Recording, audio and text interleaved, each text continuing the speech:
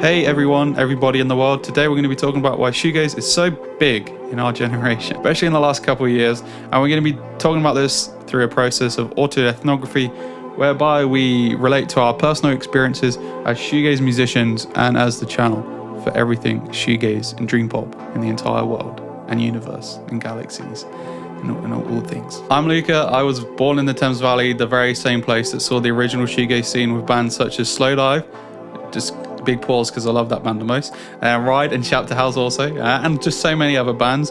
I've played in the local Thames Valley shoegaze scene. And I'm Paige. I am a third of pedal partners alongside Luca and also Becca, who I have a shoegaze band with, and it's just the two of us, so it's a full female shoegaze band. Having our world of shoegaze and dream pop be the entry point for so many discovering the shoegaze genre, especially most of which is our generation, Gen Z, and younger millennials, means that we get a unique glimpse into the connection that's happening between this generation and the genre, but also means that we get to be at the heart of the connection in a way that we never would have dreamed of, which is something we truly cherish. With shoegazers, of course, we're going to be making all the music in this video, and of course, we're going to be using the pedal that we made for shoegaze, the dreamgazer here.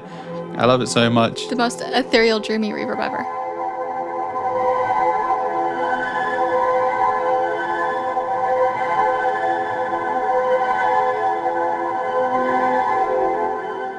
We are such an open-minded generation, and I feel this is so evident in the way that we connect to music differently than the last few generations that came before us.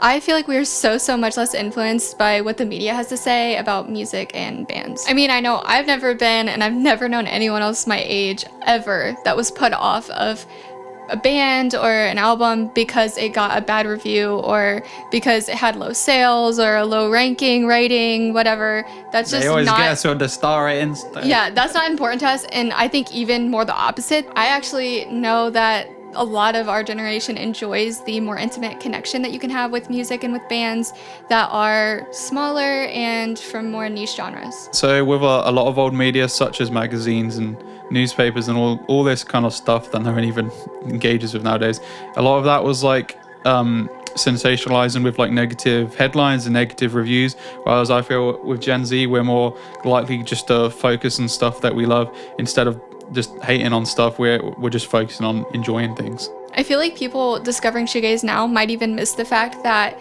negative media did have quite a big impact on shoegaze music. Like, even the term shoegaze itself in the initial wave was sometimes used in the media with negative connotations, and some of the albums that we now consider to be some of the most iconic albums in shoegaze did get bad media press, and it did have an impact on the bands and the genre. In the past, society, and including music culture, was way more centralized and focused around a controlled narrative by a small number of institutions. Old media such as printed magazine press, radio, TV, and record labels were just controlling the narrative around music, these small number of players, whereas nowadays it's more decentralized. So with the rise of the internet and social media, that's how we're engaging with things nowadays.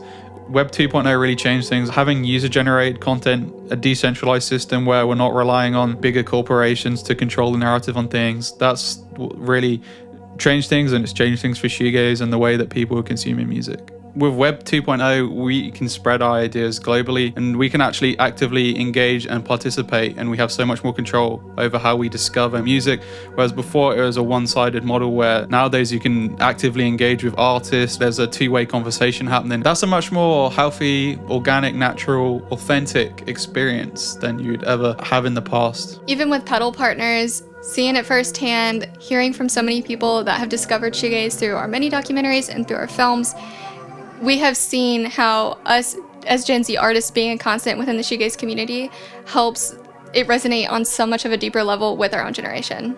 Yeah, and we have so many crazy stories. I can't go over them all now. There's just so many, but just like really life-changing, wholesome stuff.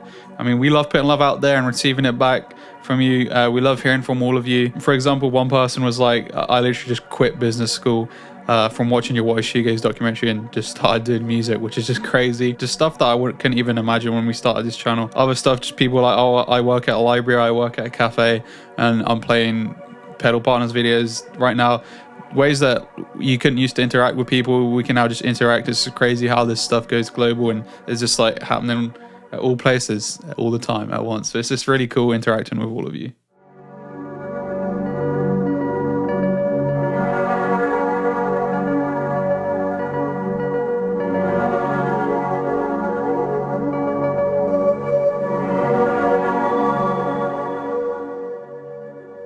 Look at our name, we're pedal partners. Of course, we're going to be talking about pedals and the affordability and accessibility of pedals such as this one I have in my hand, the Dreamgazer, and why that's so important for the growth of shoegaze nowadays. So when shoegaze first emerged in the late 80s, early 90s, the variety and standard of effects available was much more limited than it is today.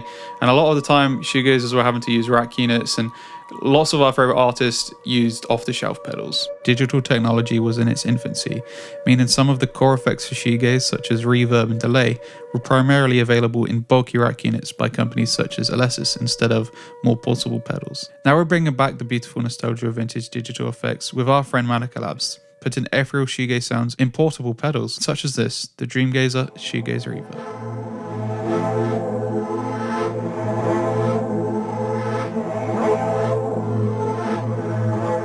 One thing we should mention is the cyclical nature of these things. A few years ago, grunge was really big. Now it's shoegaze, which is interesting as grunge first emerged in the mid-80s, whereas shoegaze emerged in the late 80s. There's like a 20 to 30 year timer on these things. To add an extra layer to our story, it's really interesting to also note that the original grunge scene was partly inspired by the punk sentiments of the 70s, with shoegaze also occasionally being somewhat linked to elements of earlier psychedelia, the stuff that was going on in the 60s, at least in reflection to the heady and floating nature of both of the genres.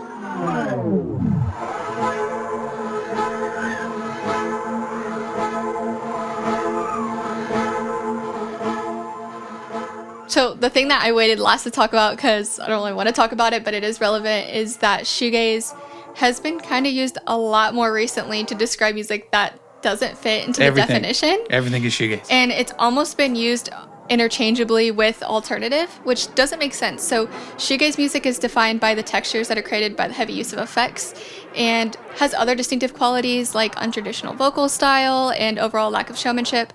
And although shoegaze is a subgenre of alternative, just like grunge is a subgenre of alternative, you wouldn't call all alternative music grunge, same way you really shouldn't call all alternative music shoegaze. It just wouldn't make sense. Do I think that's contributed to the growth of shoegaze and the fact that it's more well-known? Yes. Do I think it's good? No, because I think shoegaze is so special and deserves to be its own. If you've watched this entire video, then wow, you must really like shoegaze. So if you want, you can subscribe. Thank you so much.